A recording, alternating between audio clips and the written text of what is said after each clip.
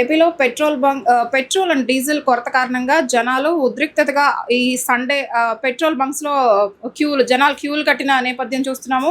20 అడుగుల మేర కూడా కార్లు కానివ్వండి, టూ వీలర్స్ కానివ్వండి ఆపేసి మార్నింగ్ 5:00 నుంచి అంటే మేము 4 బంకులు తిరిగాం, 5 బంకులు తిరిగాం. నో స్టాక్ బోర్డ్ పెట్టారు. లేదంటే డీజిల్ లేదని చెప్తున్నారు. లేదంటే ఆన్‌లైన్ పేమెంట్ లేదని చెప్తున్నారని ఇదే పనిగా పొద్దున్నుంచి జనాలు ఇదే పనిలో ఉన్నారు. ఎక్కడ పెట్రోల్ బంక్‌లో పెట్రోల్ దొరుకుతది, డీజిల్ దొరుకుతది అనే వేటలో ఉన్నారు.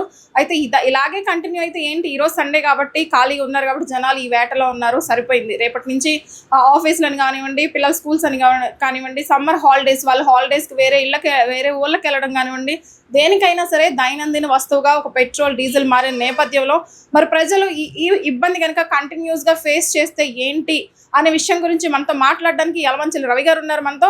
సార్ చెప్పండి, ఇది ఏంటి, నిజంగానే కొరత ఉందా? ప్రజలు ఊహించుకుని ఎక్కువ ఎక్సైట్ అవుతున్నారా? అమ్మా, జనరల్గా ఇవాళ ఉన్న పరిస్థితి ఏంటంటే ప్రతి ఇంట్లో మనకి పొద్దున్నే ఒక పాల ప్యాకెట్ ఎట్టా అవసరమో ఓ లీటర్ పెట్రోల్ కూడా అదే పరిస్థితి అవసరం అవుతుంది. ప్రతి ఇంటికి అదే అవసరం ఉంది. కాకపోతే ఏంటంటే ఒకప్పుడు పెట్రోల్ కొరత వస్తే ఒక్కొక్కళ్ళు క్యానులు ఇంట్లో దాచుకున్నారు. ఇవాళ పరిస్థితి అదే వస్తుంది. అట్లా దాచుకుంటే మన దగ్గర నిల్వలు, గవర్నమెంట్ దగ్గర ఉండే నిల్వలు ఎంతకాలం ఉంటాయి? అసలు ఒక్క రోజులో అయిపోతాయి. వాస్తవానికైతే మన దగ్గర కొరత లేదమ్మా. లేని కొరత వీళ్ళందరూ కంగారు పడిపోయి ఆయిల్ కోసం వచ్చి ఎమ్మడబడుతుంటే వీళ్ళకి ఇట్ట పోసేస్తే వాళ్ళ దగ్గర, గవర్నమెంట్ దగ్గర రేపు నిల్వలు ఉండవు. అసలు ఒక్క నెల రోజుల్లో మొత్తం అయిపోతాయి. 6 నెలలు వస్తాయి అనుకున్నవి ఓ నెల రోజుల్లో అయిపోతాయి వీళ్ళు తీసుకెళ్ళి ఇంట్లో పెట్టుకుంటే. సో మరి అది కొంచెం ఇబ్బందికరమైన వాతావరణమే అవుతుంది. కానీ వాస్తవానికైతే మన దగ్గర సఫిషియంట్గా ఉంది ఆయిల్. వనరుల కొరత, ఈ డీజిల్ పెట్రోల్ వనరుల కొరత అనే ఈ రూమర్ ఎలా స్ప్రెడ్ అయింది? ఎలా వచ్చింది అసలు ఈ రూమర్ అనేది? మనకి మన మెంటాలిటీ ఇండియన్, మన మెంటాలిటీ అటువంటిదమ్మా. ఏం చేద్దాం, అందరూ ఏమో వస్తుందేమో, ఒకళ్ళు అంటే ఒకళ్ళు మాకు తెలిసిందంటే ఇదిగో అంటే అదిగో అన్నట్టు ఉంటుందమ్మా. ఉప్పు బస్తాలు లేవంటే ఉప్పు బస్తాలు ఎలా అయితే స్టోర్ చేసుకున్నారో, పెట్రోల్ లేదనేసరికి ఇప్పుడు పెట్రోల్ స్టోర్ చేస్తారు. అంతేనమ్మా. సరే, మరి ఈ అవగాహన ఎలా, మరి ప్రజల్లో ఇలాగే కంటిన్యూ అయితే ఎలా? మరి మీరే చెప్పాలి. మీడియా ఇప్పుడు మనం ప్రజలందరూ బలంగా నమ్మేది మీడియానే. సో మనకు కొరత లేదు. మనకి 6 నెలలకు సరిపడా నిలవ ఉందమ్మా. మొన్న కూడా వచ్చినాయి, మనకి ఇప్పుడు వస్తున్నాయి షిప్లు.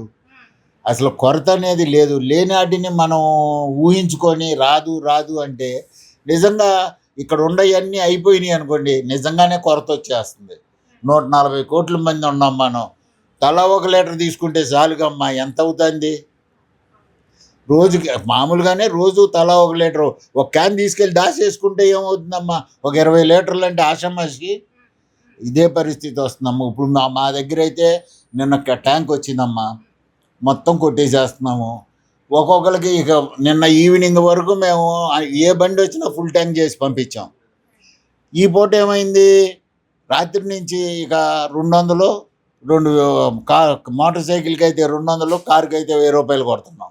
ఎందుకనంటే ఈ పరిస్థితి వీళ్ళకి మాకు కనపడుతున్నారు. వచ్చిన వాళ్ళే వస్తున్నారు, రీసైకిల్ బండి తిప్పుకొని మళ్ళీ వెనక్కి వస్తున్నారు. ఇలా విడతల వారీగా వచ్చి ఫుల్ ట్యాంక్ చేయించుకుంటున్నారు సార్. అసలు డీజిల్ అలా కూడా దొరకట్లేదు కదా సార్, అంటే 100-200 కూడా అట్లా కూడా దొరకట్లేదు అంటున్నారు. యాక్చువల్ మరి వీళ్ళందరూ డీజిల్ తీసుకెళ్ళి ఏం చేసుకుంటారమ్మా? ఇక్కడ ఉండేవాళ్ళు డీజిల్ తీసుకెళ్లాల్సింది ఇవాళ రైతులకు లేదు. రాత్రి నేనైతే ఆపేసి ఆ కోత మిషన్లోనూ రైతుల కోసమే ఇచ్చా.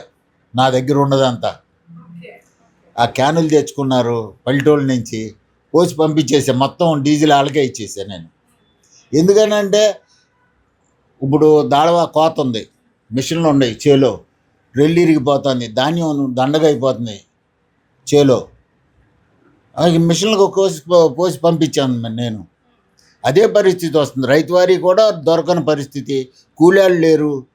రైతు పంట చేతికి రావాలంటే మిషన్ రావాలి.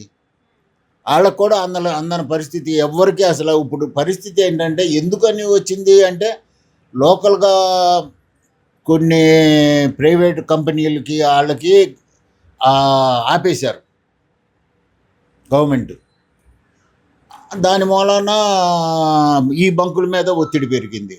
అంతేగానమ్మా లేకపోతే అసలు లేదు. మిగతా చాట అయితే లేదు.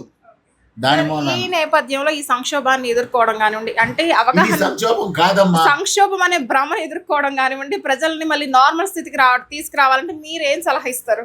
నేను చెప్పేది నమ్మండి. ఆయిల్ ఉంది, ఆయిల్ కొరత లేదు, ఆయిల్ అయితే ఫుల్గా ఉంది.